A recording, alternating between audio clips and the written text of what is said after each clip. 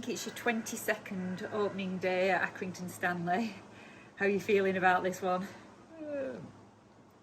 Mix of emotions, nervous, excited, anxious. It's one of them, you know, you can plan and plan and plan. I suppose every manager's in the same boat. But until you're actually there's points at stake and you've got to fight for them, you're never quite sure how it's going to pan out. Is it still the same excitement, the opening day of the season, as it was 22 years ago in 1999? Well, further than that. Well, it is, yeah. And, you know, some of them as a player was, I love the opening day of the season as a player.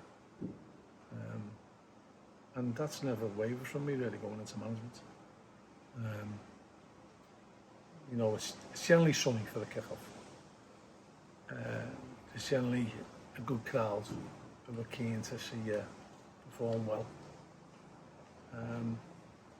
And the buzz is definitely there. I think there's always more of an edge on the first game than any other game. Well, possibly the ones that count towards the end when you're fighting for something, but the first game is probably always a little bit more feisty. And there's a lot of nervous energy going around, and hopefully we manage to control them now.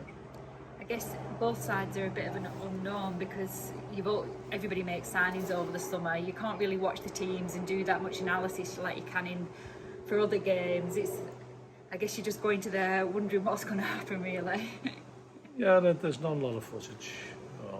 We're quite an open book. I mean, I see you say an unknown for both teams, but every time I read a manager's comments about us, they say they know what they're getting when it comes to Accrington, so possibly we're not that much of an unknown. I wish I knew what I was getting. Oh yeah, we know the style of football that Charlton will play. They know the style of football we'll play. And you've got to come up with plans to impose yourself on the opposition and also to negate the opposition's threat, which every team in our league will have. They've obviously got a new manager and 6 new signings, so I guess they are a bit of an unknown for you. Well, I think, you know, managers tend to go to places because they've impressed or how they've done the season before, and he did really well with Swindon, and his style of football that he played with Swindon is quite obvious to everybody, so you would like to think he'll play that style of football with Charlton, because that's why they brought him. But, you know, we've evolved our style of play over the years, and I think you've got to be flexible in your approach, and we'll try and be that this year. Over the summer, lost a few players, Ross and Coley. Was that disappointing, or is that just the inevitable part of football? Both. It is inevitable, but it is disappointing. You have to get on with it. And you know, we had to lose Paul Mullen years ago, and that felt like a dagger to the heart. But life goes on. And the new signings, how have they all settled in, and have they impressed you?